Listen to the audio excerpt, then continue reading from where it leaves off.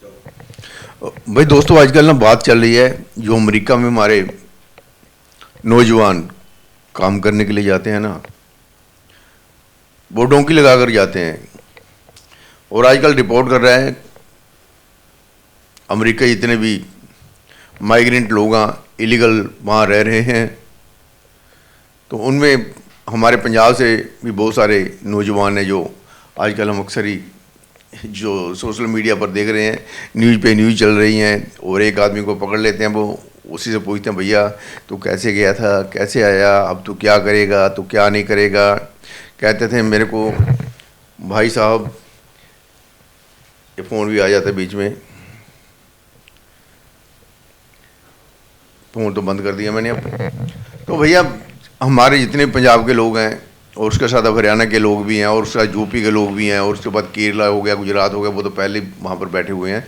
तो लेकिन जो वहाँ पर काम करने के लिए जाते हैं, कहते हैं यार पंजाब में तो हम नहीं रहेंगे, हम तो बाहर जाके ही काम करेंगे। और उनका वैसा काम हुआ कि पकड़ पकड़ कर जो यूएसए गवर्नमेंट है उन्हें वापस भेज रही है। तो हमारे भी यहाँ अमृतसर एयरपोर्ट पर काफ़ी लोग डिपोर्ट होके आ रहे हैं।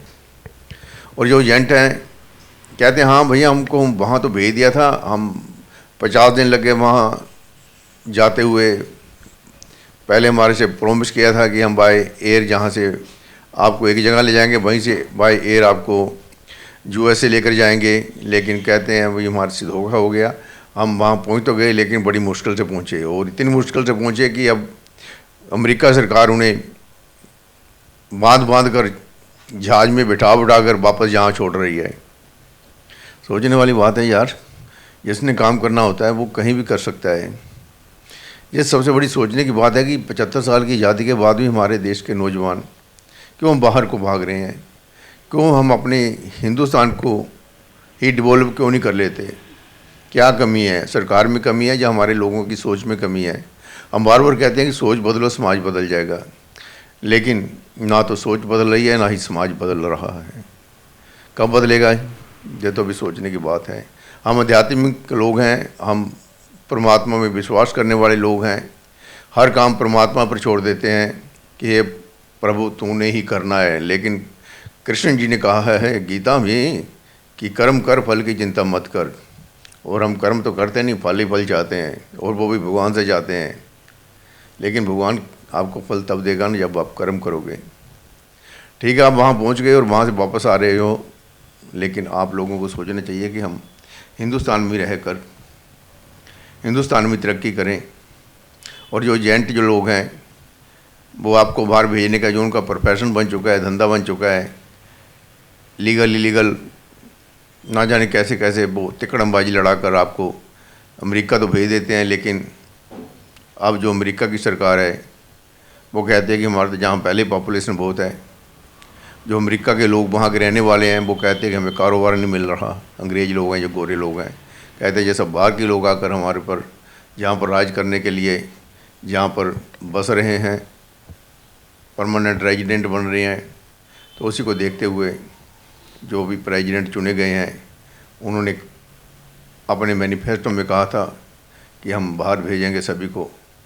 लेकिन अब देखना यह है कि हमारे हिंदुस्तान के लोग कितने वहाँ से यहाँ आते हैं, और ये सरकार और ये लोग जो हम लोग हैं, तुम लोग हो, इसके बारे क्या विचार करेंगे।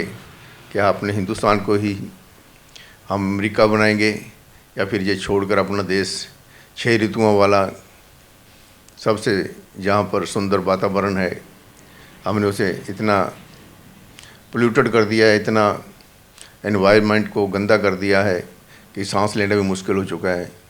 बेईमानी ज़्यादा है, यहाँ पर हर आदमी स्वार्थी है, और इसी कारण आज ये जो हालात पैदा हुए हैं, और इसके लिए जिम्मेवार हम खुद भी हैं, सरकार भी है और हमारी सोच भी है।